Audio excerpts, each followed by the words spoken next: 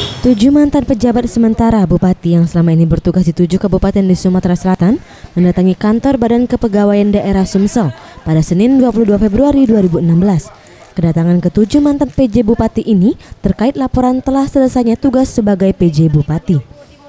Menurut Apriyadi yang pernah menjabat PJ Bupati Pali mengatakan, ia bersama mantan PJ Bupati lainnya masih menanti dan menunggu keputusan Gubernur Sumsel terkait penempatan posisi yang baru.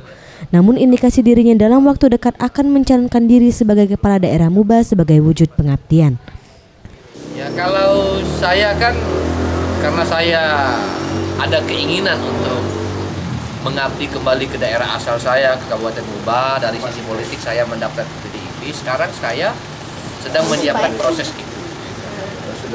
Status kepegawaian saya masih tetap pegawai negeri. Nanti kalau memang sudah ditetapkan oleh partai, oleh KPU sebagai salah satu calon wakil bupati berpasangan dengan siapapun, baru kita akan mengurus proses pengunduran diri dari pegawai negeri sipil.